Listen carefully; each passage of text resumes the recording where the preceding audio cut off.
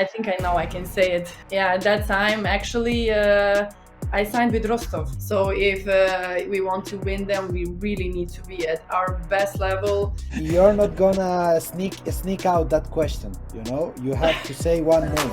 Ball across to Dylan Nahi, double in flight. Oh, what a start. Into the net. She does it again. Yes, and Magdeburg are the champions of Europe. To come up with something here. She has a game. The keeper. What a comeback.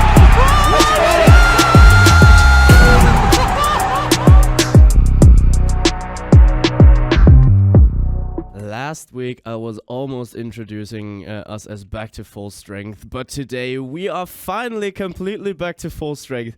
Finally recovered from all the Euro celebrations, from all the birthday celebrations, and today I am joined by the two very, very best today.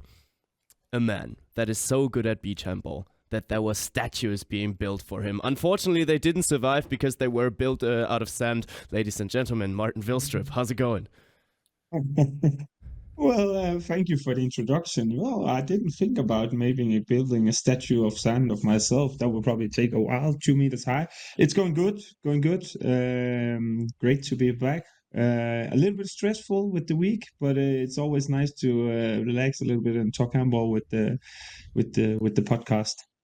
That is the way, and we are gonna talk handball with one of those guys who actually knows a lot about it, but it's not just about handball when we're talking about this man. He is back as strong as ever, as old as ever, because we're talking +1 here, straight towards the 40, but a man so good at paddle that Twitch relieved his Twitch name just for him. The paddle goat himself, ladies and gentlemen, Víctor Tomàs. Nice to see you back. How are you? Hello, guys. Hello. Yeah, that's true. I'm getting old, but still feeling young. I don't think that the both of you could say the same. But yes, well, at least one of us can. Yeah, of course, my statue wouldn't be 2 meters high, because Martin was like, oh yeah, 2 meters high. I'm so tall and something like that. But still, it would be a nice statue. Absolutely. The shy talking never stopped. But actually, how were your birthday celebrations? You were down there. From your perspective, it's up there. You were in Switzerland, Austria, somewhere around that direction? Yeah, I have to apologize for all the listeners and viewers that we have, because I was celebrating both my birthday and my wife's birthday. We went to Austria to ski. So it was a very, very nice celebration. Very nice. Mr. Vacation is back. Yeah. It was a nice weekend, nice celebration. Very, very nice to be able to ski with actual snow, because in the Pyrenees here, it's like a drama. It's almost no snow. So we went to the Austrian Alps and we enjoyed it a lot. I can understand. It's been a while since I've been skiing. The last time it's actually almost 5-6 years ago, somewhere around there. But I do miss it. It's always great fun. So I hope you had a great time. But I do hope that you are back to full focus here to the Champions League action. So on one hand side, we have the Machine Seeker EHF Champions League that is back. We have the Women's Champions League, the EHF Champions League Women, that actually concluded the group stage. And today we will be joined by a great guest. We will be joined by Ana Gros, who is just shy of joining us, and I'm very much looking forward to it. And I would say before... Martin, you want to say something? Just before that you make the introduction of Ana Gros, can you please tell me when it's your birthday, Bengt? It was actually a great day. It was Thursday a week ago. It's just a week ago today. And I congratulated a good friend of mine who's actually just shares the same birthday with me. The good thing is he knows about it. I told you like 3 times throughout the Euro that we share the same birthday. And then I texted. I'm getting older. I don't remember. I have this kind of memory loss.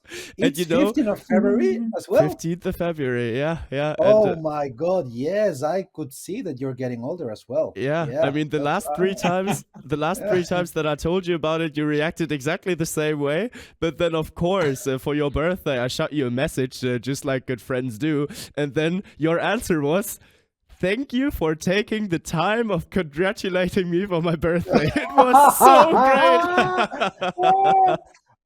Hey, my friend, I All didn't of- remember. I didn't remember. You know Nah. that if I would have remember, I know I would congratulate you for your day, and I'm really sorry. All good. No bad blood. Somebody congratulated you, Bengt. Somebody did. But yeah, it was just a third out of this podcast. Maybe that's why it became my favorite third of the podcast. But the same thing to me. It was a third of the podcast who congratulated me. Oh, actually? No. I did as well. I just didn't tag you, and I made a. Yeah, I did see it in your Instagram. I just wanted to know, story there as Bengt, well. and I hope that you had a great birthday as well. And I did. So it's not all about Victor here. I did. I had myself a blast, and it was a great time. There were many people around to celebrate it with me. I stayed at home actually, and threw a little party in my apartment, and I had myself a blast. So no skiing for me, but 1 or 2 beers were in. Can we go a little bit? Is Ana Gros waiting for us already? Not yet. No, not yet. Okay.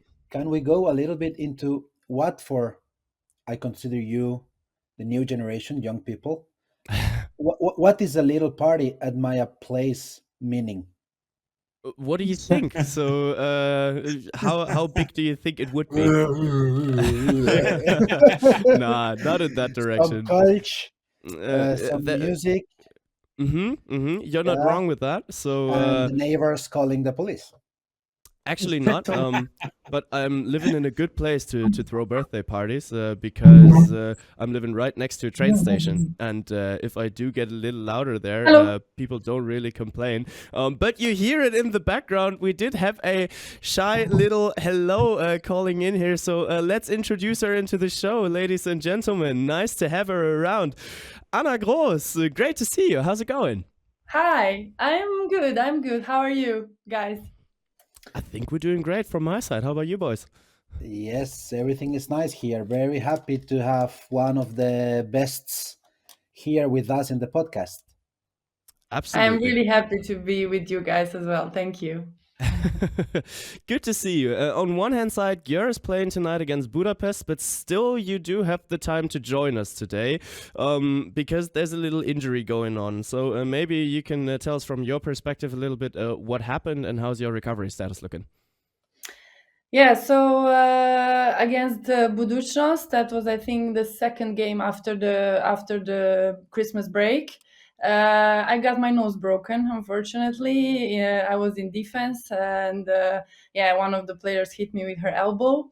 The nose was displaced, or how to say, so they had to put it back. And since then, I'm actually on a break. I'm now already training with the team, but with a mask. But because in handball, mask is not allowed in the games, I couldn't join yet the team in the games. So, but hopefully next week, when it's the national team week, I can already join and already start to play the games as well.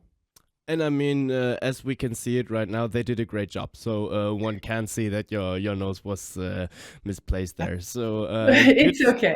I'm still consider maybe some operation after the career. So I have a good excuse now. So you do. You don't need to, if you ask me. Well, let's kick it off here with a little bit of yourself and the EHF Champions League Women, where the group stage is just over, and you guys finished in the top spot. Not looking at Györ yet, but looking at your personal perspective for the EHF Champions League Women. What feelings do you have when you think about that competition? Yeah, Champions League, it's always very special. It's another level emotions in every game. There are so many good teams. So now I think really every team you play against, you have to be 100% focused. There is no favorites in none of the games. Of course, there are, let's say, some easier opponents, but I think now it's like so many teams on the top level that compete for winning the title at the end. So really hard to predict anything. So yeah, it's always a pleasure to play this competition, but I think with years it got much harder and much more exciting as well, of course, for the spectators as well, for us. So yeah, but this is just a plus for our sport, of course. And I mean, the Champions League season, it went perfectly fine for you guys until you finished at the top of the group. So I think it was after match day 10 or 11 where the first spot couldn't be taken away from you. Did that do something to your team, or why was it that the games became more difficult to win after having secured the top spot in the group? Yeah, it's hard to say. I was also not on the court, so it's a bit different for me as well. But I was seeing it from the side, and of course, I was there at the trainings. But I don't want to say that we got relaxed or somehow because we already reached the first place. But for sure, like underconsciously, that is affecting for sure. But I think also, like, to be honest, this like Christmas break and of course after this big competition, and a lot of girls in our team like got, like, I mean, all of us that we were participating in this World Championship, you go through so many emotions, especially I would say the girls that are reaching the final games, that afterwards you feel maybe a bit empty, or how to say. And to get back to this motivation and these kind of things, I think it's hard. It's a lot to do with the mental preparation as well, I would say. So I think that also get to us a bit, I would say. We didn't have this aggressivity anymore in the defense that we had previously in the first part of the season. And in attack, sometimes we missed a lot of shots, and I think that has to do maybe with the day form or whatever. But at the end, it's important we are where we wanted to be in the first place. Of course, it's not nice to finish this group phase in with two defeats and one equal, but I would say nothing is lost. We just have to work from that games, know now where we have to give more, put more in the trainings, because we know that later on we will face a really strong team, and that's the most important, I would say. I wanted to ask you, because you was with Ambros in the last season that he was in Györ, and we know how big his name is in women handball, especially. And how do you think the team changed and adapted to the new, let's say, era in Györ? Because you started the Champions League well, but not so well the league, and then in the Champions League you stay strong, but you finished this group phase, as you explained us now, a little bit not so regular. So how do you think that the team adapted to all of that? Yes, for sure. For sure, that was quite a big change in the system of everything. Of course, of the trainings, of the, let's say, way of playing, of our defense system as well. From last year, I think we adapted quite well. Of course. We got the Danish coaches that, let's say, I think, especially because we have a lot of Scandinavian girls in our team, they know it, and I think we adapted quite well. I mean, all of us. For me, for example, it's of course quite new. I never worked with a Danish coach, so there are some differences, but. Of course, I would say that in some ways we are still, let's say, adapting, and this process is never finished. sometimes, of course, we need to communicate more to understand what exactly the coaches want from us. But we have a very good communication in the team between the coaches, of course, and of course the players. So I think we are adapting well, and even though the systems are quite different, I think this adaptation was quite quick. Go ahead. I also, sorry, Bengt. As I said, for me, it's a pleasure to have one of the best here with us. And for me, you are one of the best players that women handball has in the last 15 years. But when we look at your career, you've been in Slovenia, you've been in Hungary, you've been in Germany, then in France, then in Russia, then Slovenia again, now in Hungary. So what made you to move that much? Because somebody's calling me. Oh, sorry. What made you to move that much? Because I'm sure that you're a player that all the clubs that you were playing in, they wanted to extend your contracts because you are always delivering in the clubs that you are playing. So how is Ana Gros, how is her character to move that much? Of course, you always have been in a very top teams in all the leagues, but explain us a little bit, why did you move that much in your career? First of all, thank you for all the compliments. Actually, I moved first when I was 19 years old. I was quite young, but it's so funny because I was so attached to my home and my family, but I always inside of me, I knew I have to try things, like I need to go out, even though I was quite young, try this first experience abroad in Hungary, and later on all others. Of course, there were different experiences in different clubs and different reasons as well, also in every club, why I changed to the next one. But I always felt that I want to try as much as possible in my career. I really felt that. I felt that it's so short, the career of an athlete, of a handball player, a woman handball player even, I would say, that if I don't try to experience it all, that I will miss something. So that was always something that was leading me, and I was honestly always listening to my gut. So that was always, let's say, the right decision. When I was listening to my gut, I felt, okay, this is what I want to try, to go there.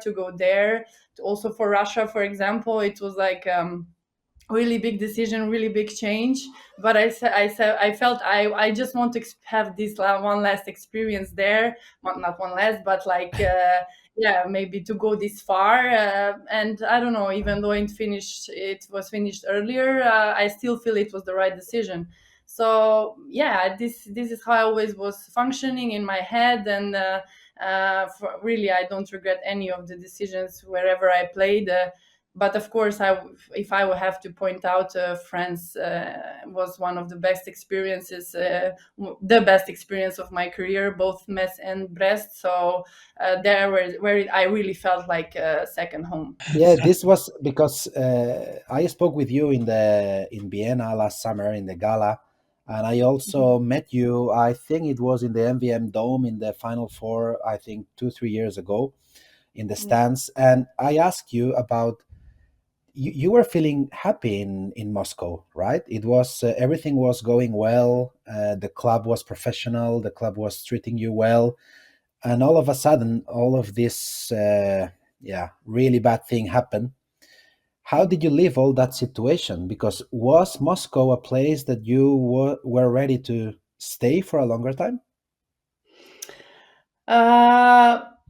Honestly, no, because I signed the contract for 1 year because it was still, which for me was quite, let's say, unusual, because I always signed, let's say, for the first contract minimum 2 years, because I still consider that sometimes you need a bit time to adapt, and especially because it was a very different culture than all the others. That's why I was also a bit afraid how I will adapt. So maybe it's better for 1 year.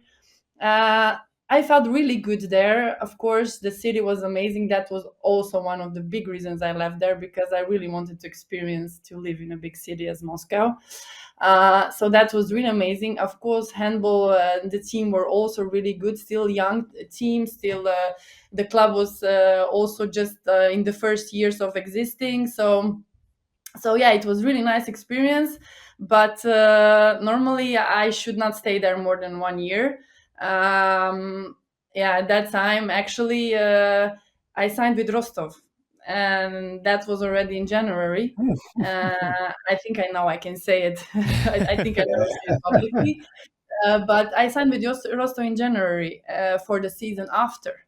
Okay. But then the war happened, and of course, then I break my contract for that season for Rostov as well, because no one knew what will happen. So we break the contract after Györ contacted me, and I went to Györ.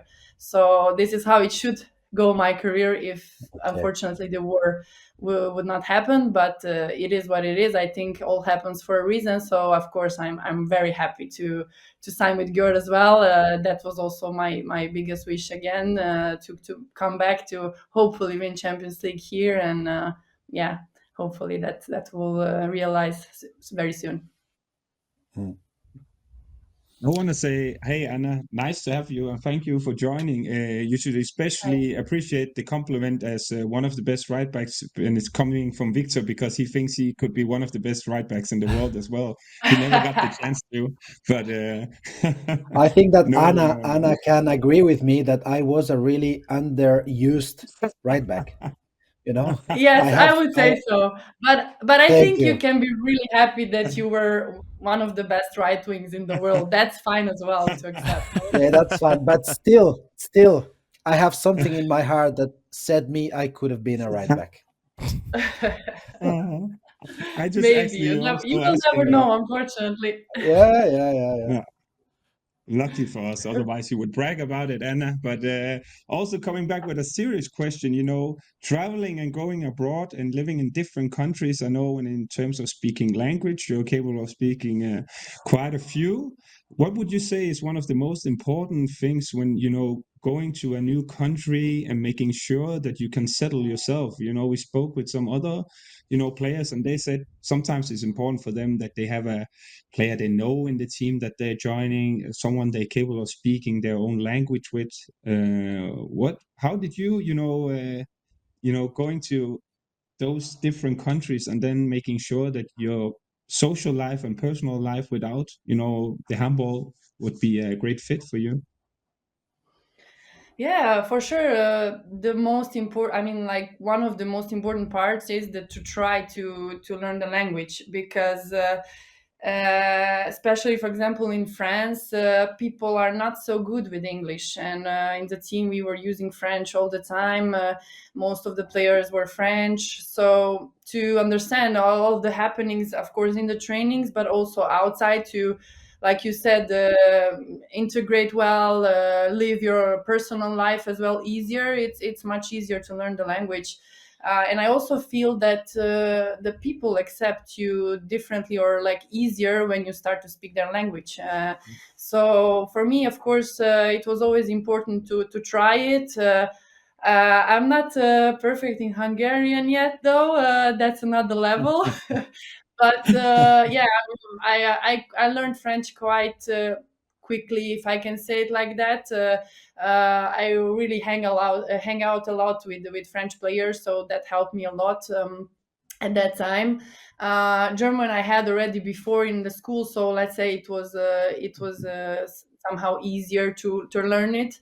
I am though still sad that I couldn't learn Russian, because it was unfortunately not enough time, but that was always my biggest wish, to learn Russian as well. But yeah, unfortunately I didn't have enough time. But yeah, I don't know. I honestly, I'm not that I'm bragging, not at all. But I always had some kind of this language ear, we say it, when you learn quite fast the language. So I'm lucky a bit with that as well. So yeah. I would say that that would be bragging there, actually, because it's just great to be fact. able to talk all those languages, and languages open you the door to the world, and not just in handball. Yeah, true. I- I think it's easier than if you have more languages to speak, you more rich you are. We say it. We have this saying in Slovenian. I don't know if If it's you called stay like that. if you stay more time in Györ, you will speak Hungarian and Norwegian as well. Yeah, maybe, or more Danish. Yeah. I don't know, Uh, but no, but Danish is useful. No problem with that. Danish, you go nowhere with Danish, so don't worry about it. if you speak Danish, then you can speak Norwegian. I think you should go with the Danish one. yeah, but Danish is so much harder to Yeah. pronounce. I feel it's Oh, Really? I don't know. You Really? use Are the we word. already going in that direction?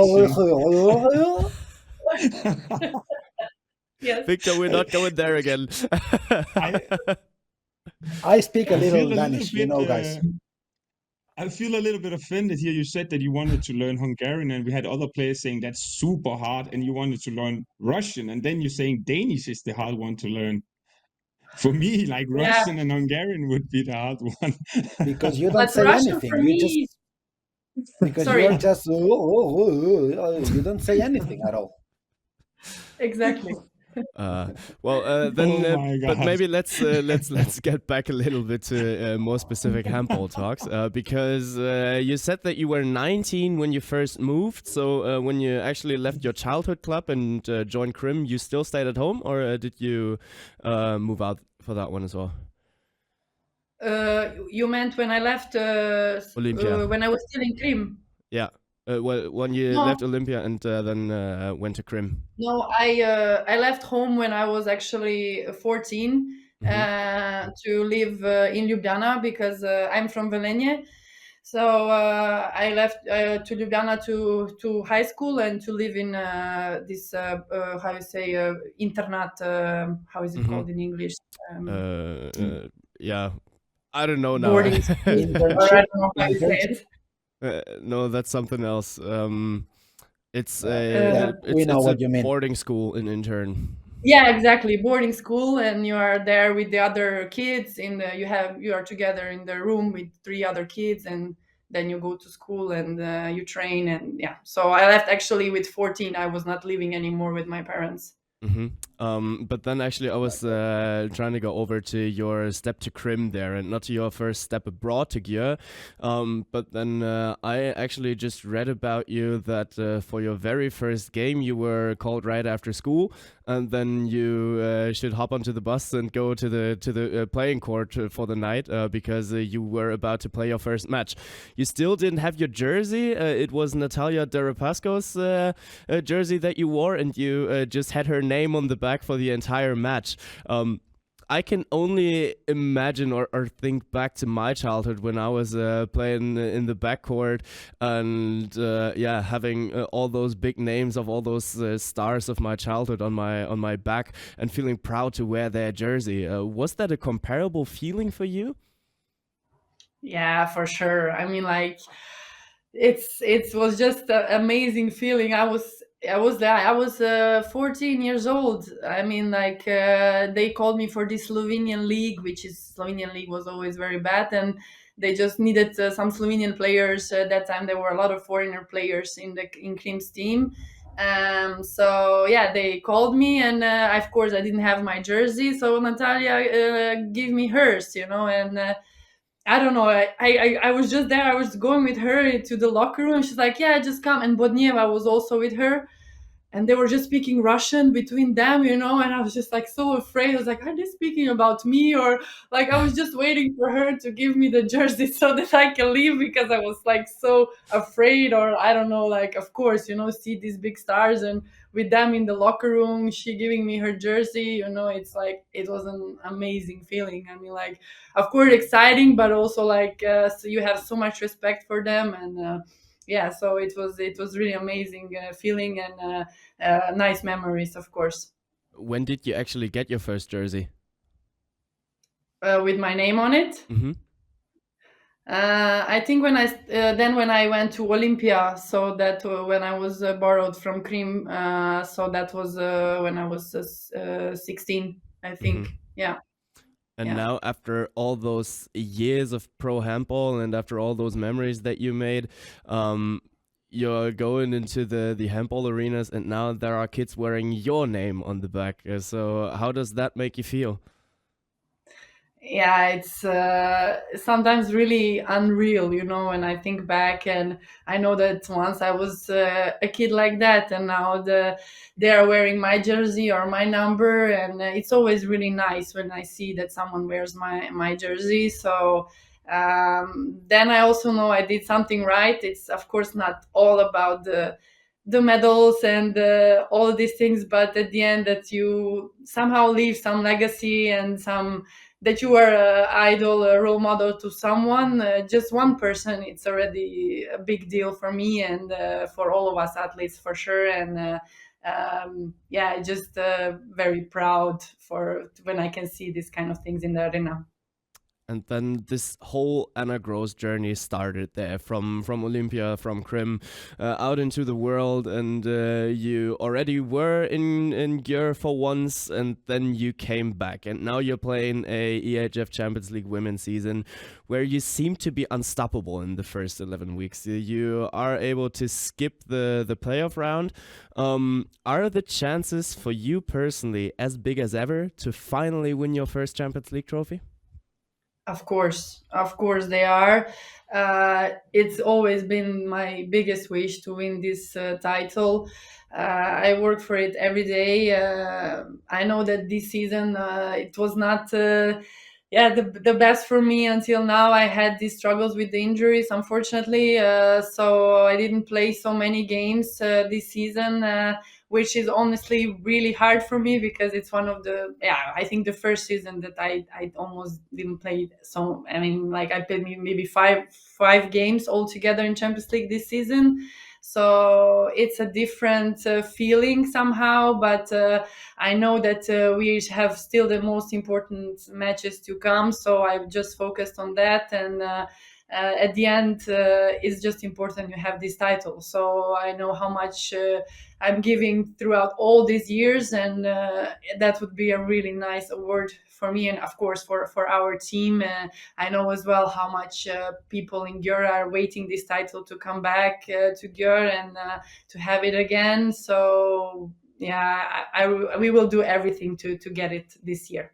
Yeah, and I mean, you still have enough time there to recover, because the next Champions League match for you guys is end of April there, and I do feel like your nose might be recovered until then. Let's knock on wood here and hope for the best for you. But then we have to look at another matchup there. It's Scheffler against Vipers. And Vipers and yourself, that's one very special story throughout the last 3 years, because ever since COVID kicked in, all the Champions League seasons that were ended for Ana Gros, they were ended by the Vipers, actually. So it was last year with Györ in the quarterfinal, 22 with Krim in the quarterfinal, 21 with Brest in the final. So if you're looking at that matchup, Scheffler against Vipers, are you hoping for Scheffler to go for the upset, or is there that inner anger to finally get revenge against Vipers? No, I don't have any hopes for that game. May the best win. Of course, on the paper, we know that Vipers is a big favorite. You never know, though, what happens, but it's quite possible that we will meet Vipers again. And like you said, it's been really...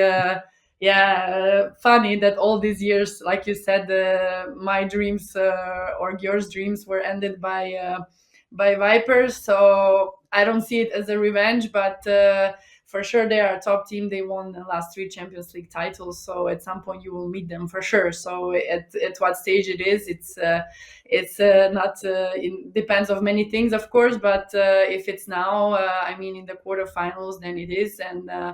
At some point we have to beat them, and I really hope, if it's them, of course, that it will be in the quarterfinals.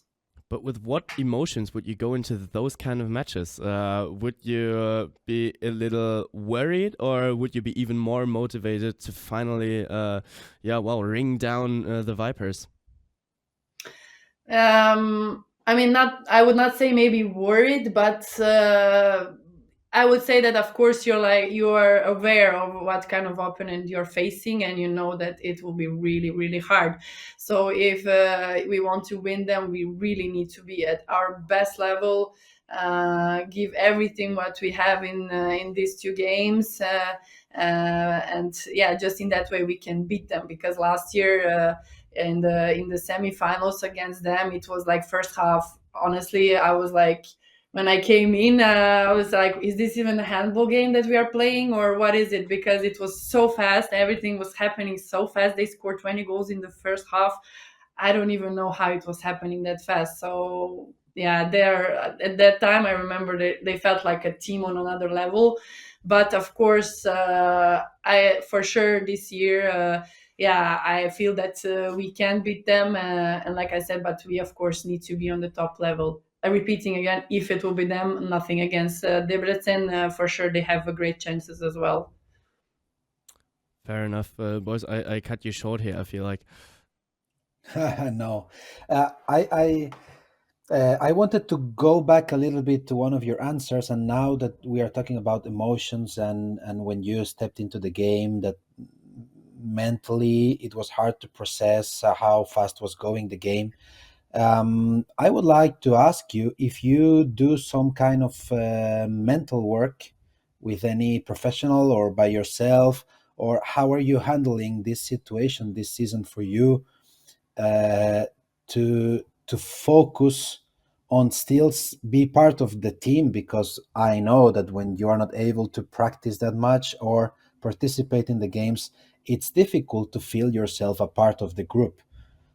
So how are you handling all this mental situation? Yeah, it's exactly what you said. I think that's the hardest part when you're injured, and thankfully, knock on the wood, that I was not injured a lot during my career. So like I said before, this season it's different for me in this aspect. So yes, answer to your question is yes, I do work with a mental coach. He helps me, of course, when I feel like it. I don't have like a regular meetings with him, or let's say once per week. No, I just, when I feel I need it, I call him and we talk about different things that are on my mind at that time.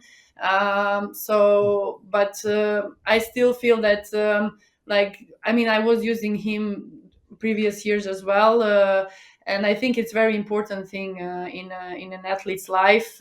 Sometimes I think it's even more important than physical training, because I heard a saying from one physical coach actually that I know. He said, if the brains is making the muscles work, and the body works, so then if brain is not on the right place, how then the muscles and the body will work? So I feel that is totally true, and we sometimes still don't put enough importance to these things. And for me, when I felt I need, and I really felt that it helped me a lot when I had different struggles during my career, also let's say in personal life, I think that affects as well a lot, or can affect your playing and yeah, your games. So I'm really happy that I realized that quite soon, and I started to work on that, and it's still helping me a lot, and dealing with all these things. Like I said, it's important, and yeah, it's a part of it. Yeah. Sometimes, Anna, dreams come true, and obviously I cross my fingers for you to hope that your dreams come true with winning the EHF Champions League. I'm going to switch it over here to a little bit more funny one. Also, as Victor said, because you are a great player and always has been for many years. I didn't say you were old here, but it takes a lot of character, to perform for many years. But switching it over to a little bit of fun here, let's say that the dream comes true and you win the EHF Champions League. Who would you say are the best at celebrating and partying in the Györ team? And you can say yourself. Oh, and we've seen you partying in Vienna. Yeah, definitely. I would put myself first, maybe not first, but yeah. that would be me. I would say also Estelle and Seminko. She's quite a party animal. When it comes, she can party. I have to put importance to that. I would say Cenge Fodor also. She's also quite. She likes to party. Victoria Lukács as well. Yvette Broch also can be, depends. So yeah, not to forget That's starting anyone. to be a long list, huh? Yeah, exactly. I don't want to forget anyone that after the girls will say, but I'm also partying. I'm also fun, you know. Yeah. Then, But I would say then these let's girls are cross. the first one. Okay, then it's just about to cross our fingers and hope for you guys and the Györ team that you will be able to celebrate it whenever the season is over. We will see, and I just want to wish you the best of luck and speedy recovery. I also once broke my nose. Don't think too much about it. There will be one pretty side and one ugly side. Now it's just the best advice for me. Well, let's just hope Okay, that your thank you. nose ends up looking better than Martin's, but I think you're on a good way there. Anna, do you play in the team football for warming up or something? Yes, we do, but Yeah. I don't play it. I'm the only one who So- doesn't play it. Oh, okay. So we have to ask. We have to ask. Who is the worst football player in your team? The worst. But of I course, would we are say asking me. to the one who is I not would say playing. me. I would say me. Okay. That because doesn't that's when I count. put myself out of the team. You Doesn't know? count. Doesn't count. Yeah, but you just say you are the coach because you're outside looking at the others. Yeah. You know. Yeah. Who would be the worst? That's really hard to say actually. No, because I It's don't want because to. you have so many names. put shame It's on because you any have of the so many girls. names in your mind. No, but actually now when I'm thinking, we don't have like a one really terrible one. You know, like I don't believe all you. of the girls are quite okay. I mean, like comparing to me, they are all quite okay. So You've been yeah, too not gonna sweet. say- You can say You're not gonna sneak out that question. You know, you have to say one name. You know. oh no, I really need to think hard. Maybe no Nadine being Shatu, sweet. but she'll be so angry if she hears this. She will hear it. She will hear it. We will make sure that this will reach out to her. Oh well. So let's conclude it here because you gave us plenty of your time, and we are super grateful for that.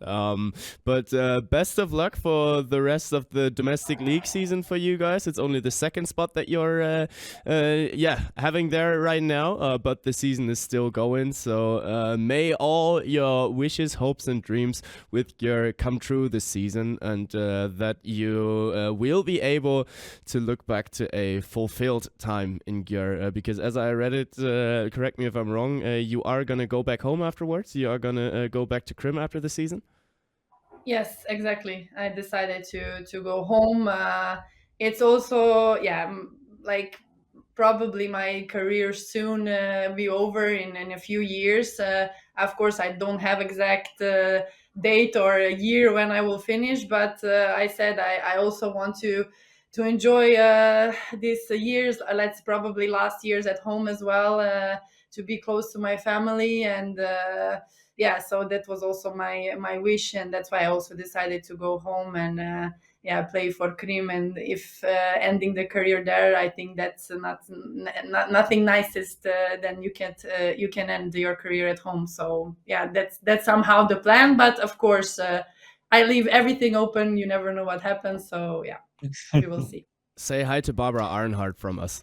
She was a guest here already as well. So once again, thank you for your time. Thanks for having spent the time with us. And I think we can finish it off with Budapest. Better be prepared if a celebrating Györ is coming around in June. So keeping our fingers crossed for you guys. Yeah, thank you so much, guys. It was nice being with you, and I hope to see you all soon. Will do. Thank will you. do. Thank you. Catch you Thank you, around. Anna, Best of luck. Thank you for being with Thank us. you. and Bye bye. and enjoying cream the last 10 years of your career, okay?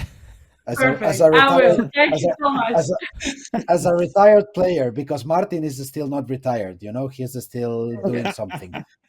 Yeah, true. Enjoy the last 10 years of your career. Play as much as you can. I will. I will. Thank you so Okay. much. Sweet. Bye See you bye. around, Anna. Bye. Bye. A heartwarmingly great guest yet again. She was good talks, Ana Gros here. Very good. Yeah. Yeah. She's But a nice I person. was sure. She's a very nice person. Yeah. Mm-hmm. I was sure because, as you said, we saw her in Vienna last summer, and she's a very nice girl. She is open. She's funny, and she's honest. So I think it was a very, very nice guest to have here on the spin. Yeah, absolutely. And Martin and me were happy enough to catch a beer with her after her being awarded as the best right back for the last season. And it was an honor. It was as much of an honor that she came around for the podcast. And well, it is a good transition now that we've talked about Ana Gros, because I want to know it from you guys here. How far will Györ go this season? So will they be able to finally let Ana Gros lift the Champions League trophy? Maybe Martin, you can start it here. Well, just quickly saying that I think that when we're asking all the men's players, they are ready to Throw everyone under the bus. Worst football player. Whenever you're asking all the women's, they're too nice, no, there's no one bad. It's myself, and all the men's, that guy and that guy and that guy. He sucks. He's bad. He's a bad footballer as well. He thinks he's great, but he's actually the worst. And all the women's, they say I'm the worst. Well, all the men's, they say I'm Messi, I'm Ronaldo, I'm the best. But coming back to your question here, I said I have to stick with my prediction also because they won their group with Metz. So I'm going to say that you are losing to Metz in the final. Sorry, Anna. Okay. So Martin was just saying, "Oh, I wish that all your desires come true." I do hope your dreams come true. You were, but now you are saying that Metz is going to win. Okay. I hope that the dreams come true. I just say that I predicted before the season that Metz will win, and it looks like they're in a good position. Ask your. I'm excited to hear what Victor says here. I mean, lucky enough, Anna is still in the call. She can hear us still in the background. I can see it on the second screen. Nah, I'm joking. But yeah, let's see what Víctor Tomàs is saying. It's just a matter of feelings, because at this point, probably they are the strongest team in the competition. But I also have this feeling that they are not going to be the champions this season. Mm-hmm. I predicted CSME Bucharest. They didn't show me what I expected from them from the beginning, because I expected them to show themselves stronger. But I don't know. It's just a feeling. I don't think that they are as consistent as in the previous years. But of course, in the last 3 seasons, it was Vipers who win the championship, and I thought maybe that the Györ was favorite. So I don't know. It's just a feeling. It's nothing I can say. It's because of that and that and that. It's just a feeling. Absolutely. And I mean, if you would know it, you probably wouldn't need to do this podcast to pay for dinner tonight. So it's understandable that it's just a feeling there. But in my personal feeling, I actually do think that we will see Ana Gros' first Champions League title after this season, because we gotta be fair. I think it was 2 different kinds of seasons until the 11th round of the EHF Champions League Women, and after that round. Because on one hand side, that was around the time where Anna got injured. and she's a key player. She is one hell of a factor for Györ this season. And on the other hand, once that you're done with the group stage, you start to focus on the next goals. And as we just analyzed, the domestic league isn't going as perfect as they thought it would be, or as they hoped it would be. They're still in the second spot. They're still in reach for FTC. But still, the main focus was the Champions League, and they put their forces there. But then afterwards, even if it's just subconsciously, you do start to, think about, are we going to go for the last mile? Are we going to put in the last 2% here? So I do think it's understandable that they didn't win the last 3 matches. But there's still like 2 months to go, and that's a long time to keep the focus back onto the Champions League. But I do feel like this is the season where it can happen, and I don't believe Anna when she says there's no feelings of revenge for Vipers, because if it's been 3 years in a row now where you lost to the same team, ending your Champions League hopes, you really would want to ring them down, or don't you think so, Victor? Yeah, of course. That as a team, if there is one team that you have been falling down every time, and in that case, it's the last 3 times that she was eliminated from the competition. Of course, I don't think it's a personal revenge feeling, but of course she would be maybe a little bit more motivated, because she knows that team, it's the 3-time title holder. Yeah. So with a new coach, though. Yeah, with a new coach. Yes, with a new coach.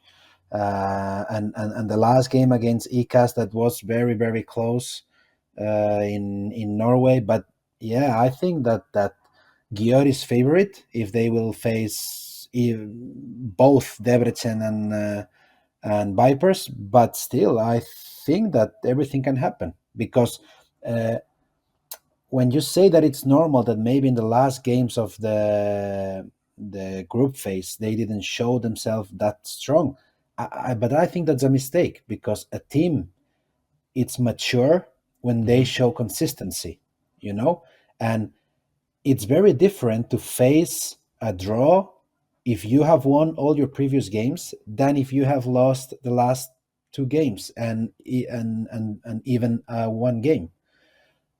As a player, you face that game in a different state of confidence and different state of mind. So I think that everything can happen, but of course Györ is a favorite.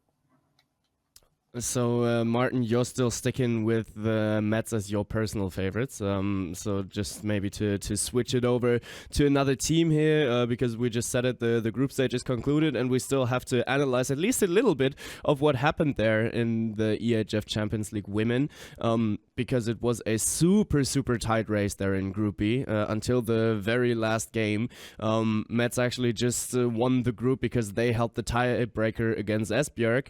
But Martin, that makes you comfortable for Mets going through to the semis and even going all the way? Well, yeah, I feel like, Mets are winning winning the group where they played against Esbjerg, and also with ECAS, they're showing some strengths. I think that was, to be fair, looking, and overall in the group, probably the toughest one.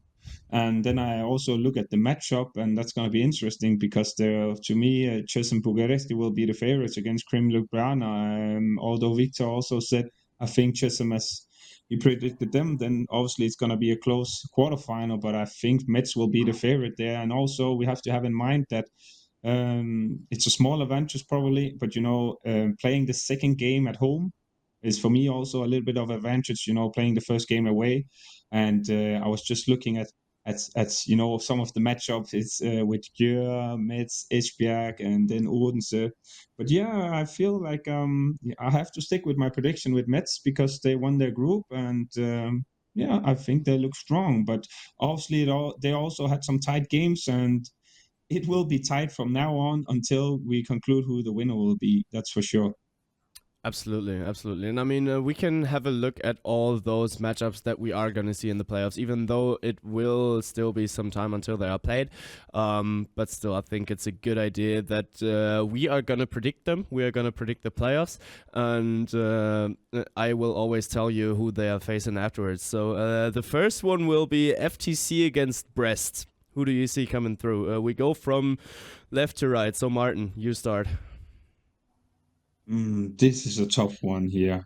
But by that time, I think that Lekic will probably be back with her hand injury, and that means a lot for Ferencvaros. So although that Brest actually been doing pretty well, I will go with FTC. That's a little sad because well, Victor, you gotta keep it for a second because from left to right brings me into the next spot.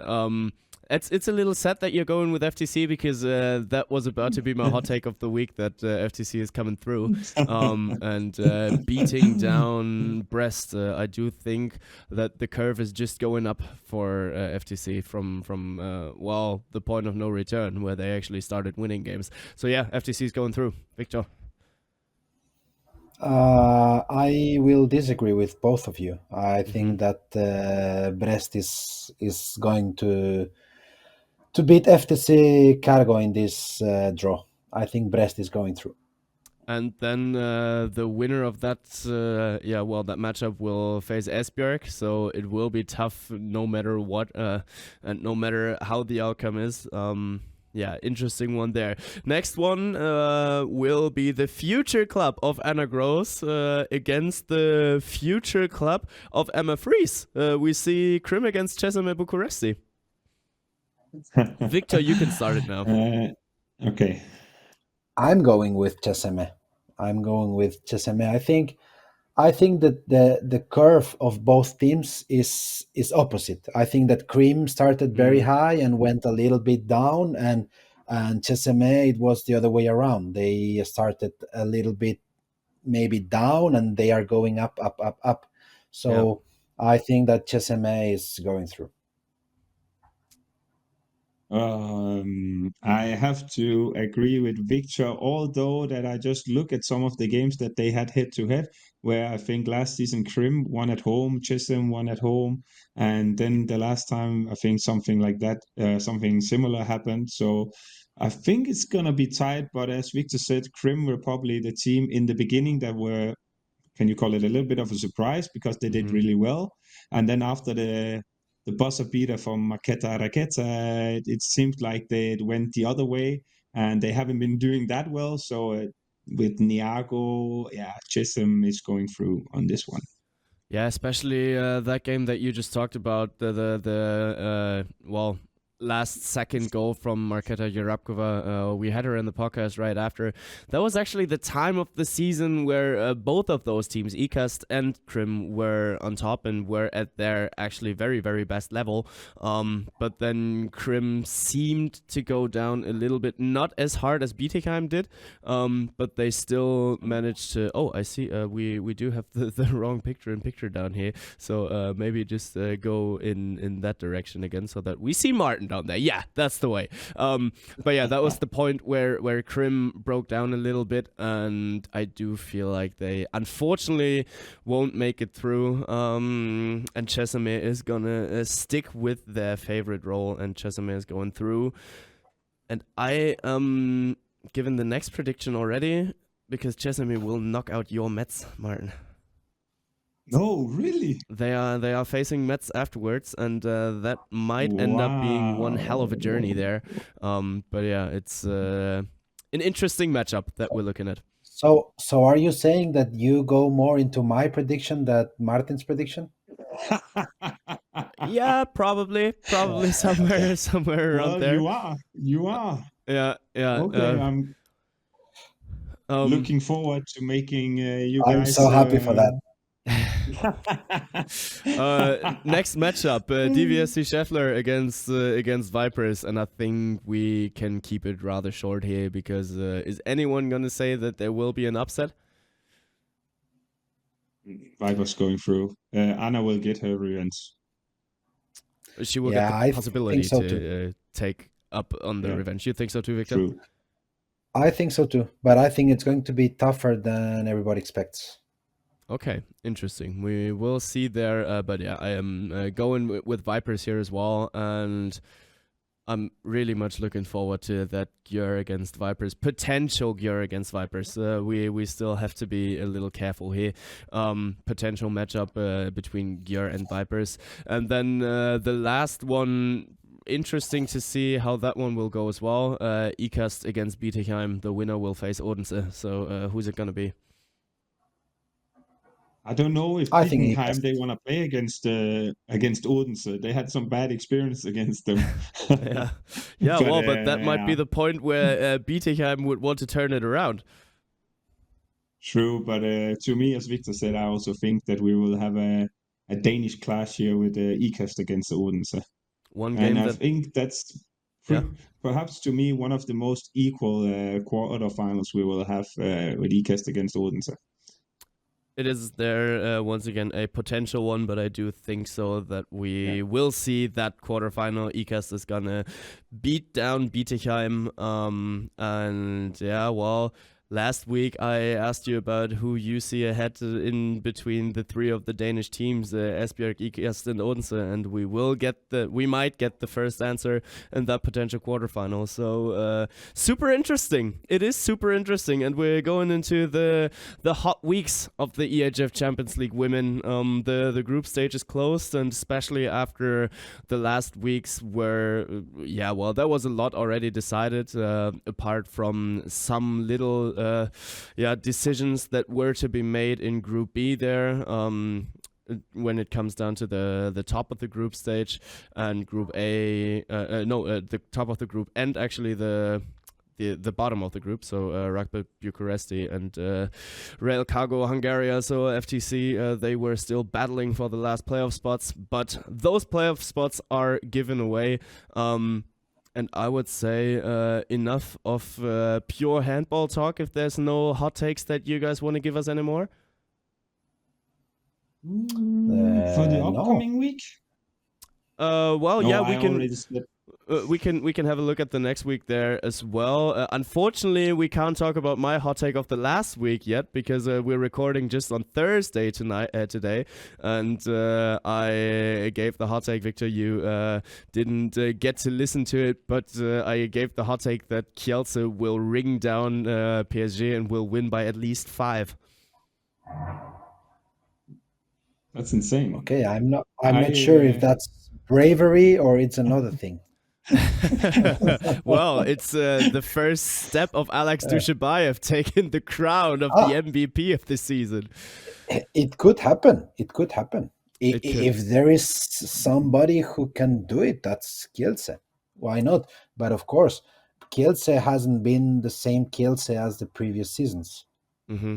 Yeah, that is true. That's true. But it's also the most insane group there is. Looking also with some of the results from yesterday. My hot take was that Veszprém is gonna beat their GOG's asses with around 10 goals. I don't know if that's a hot take, but GOG played the Final Four Cup in the week and they ended up winning again against Aalborg. And took home the trophy. So GOG is actually back-to-back cup winner, Danish champion, and Super Cup winner. So obviously they have a lot of confidence.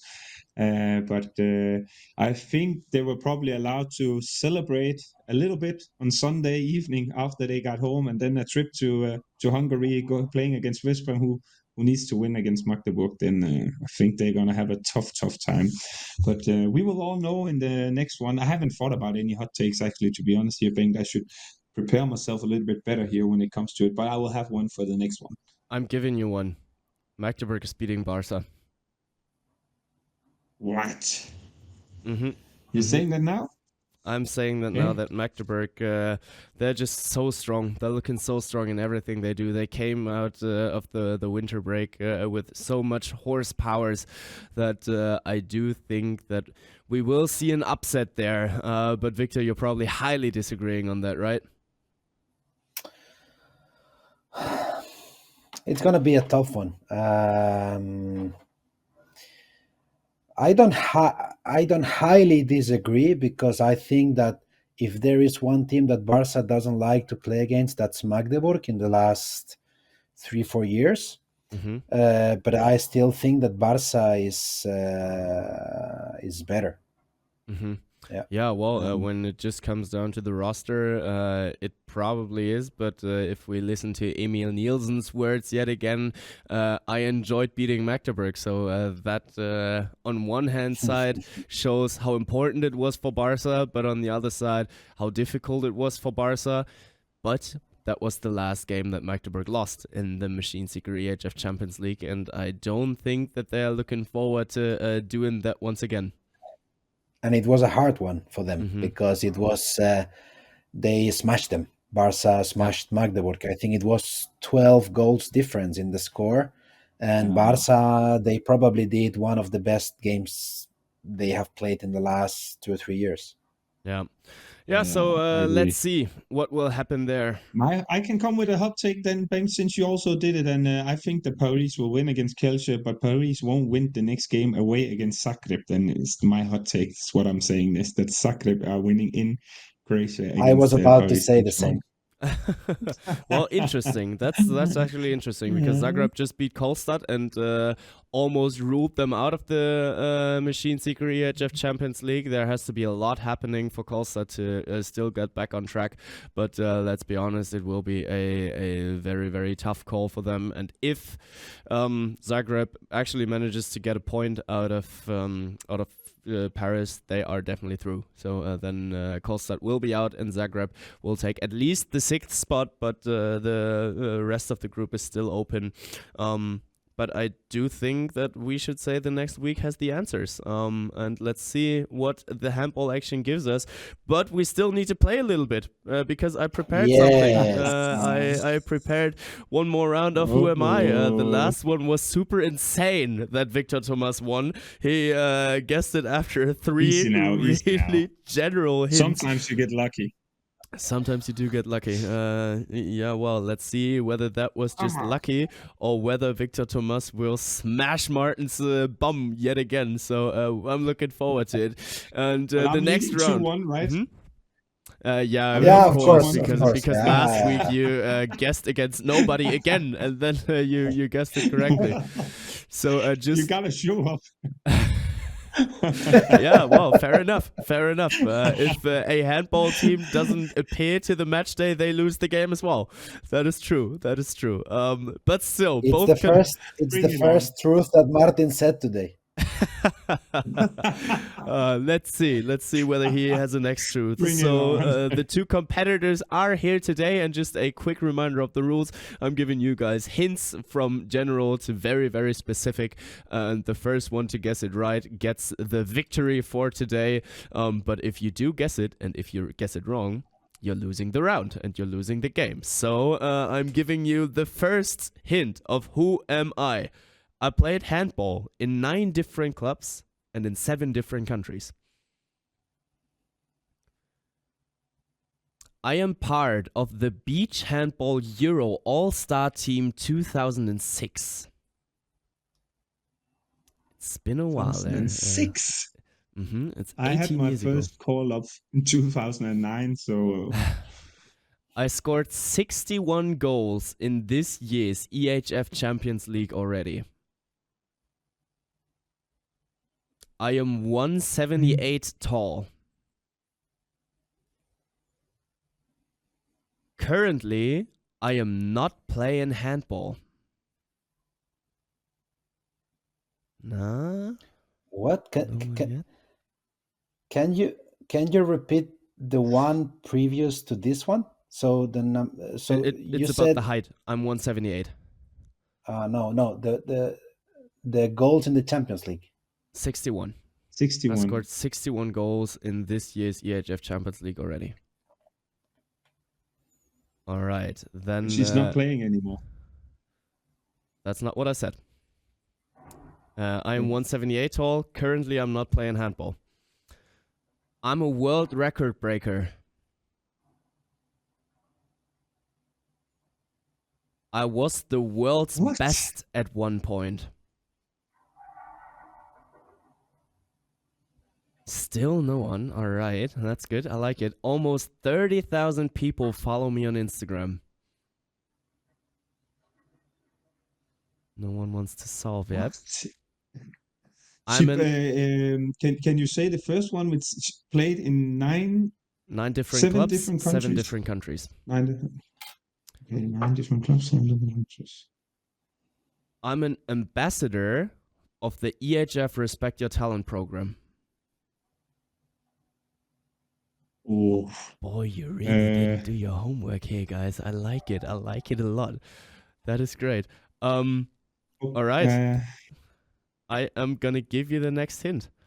No one wants to solve yet? Okay, I'm thinking about saying a name here. I'm giving you 3 Oh my seconds, God. and then I'm gonna go for the next hint. Yeah, come with the next one. Then I maybe. Last year. You said I have almost 30,000 followers.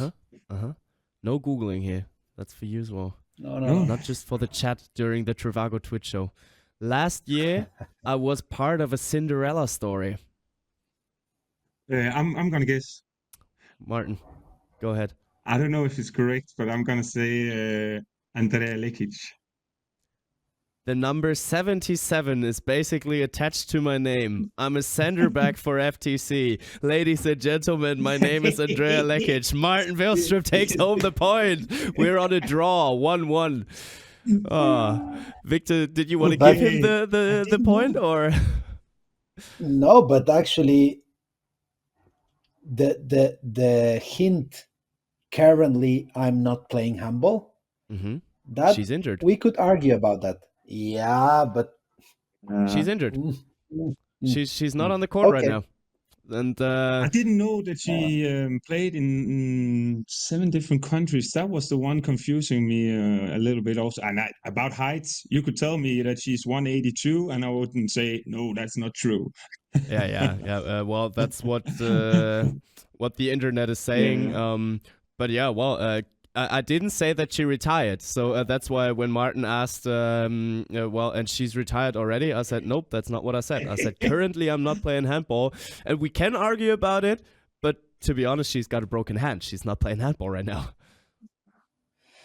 Yeah, okay. I will not cry.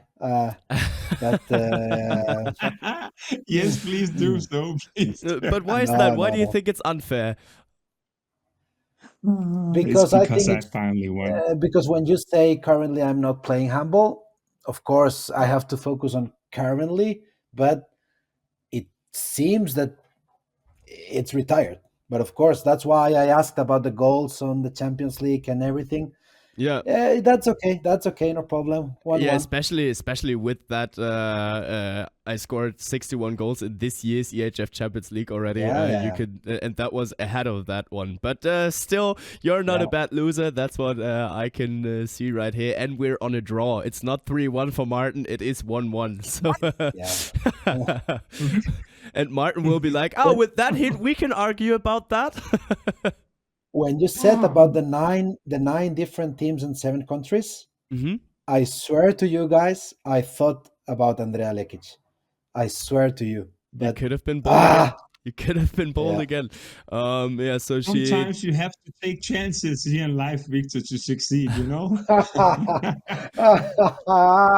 She did play twice for Krim there, and she did go back to Hungary, but for a different club. That's why there's different amounts of numbers for club and country. But great, I like it. I like the competition here, and I like it that Martin Vilstrup is finally back, and that he finally was able to win one game here. Because I do even think that this was the first game that Martin ever won when the 3 of us did a show. Predictor, the EHF predictor, the match predictor. It means a lot to me that Martin is celebrating that way. Cool, sounds good. Yeah, makes me doing too much, because then I'm kind of, signal that Victor is a big player, and I don't want to, go there already.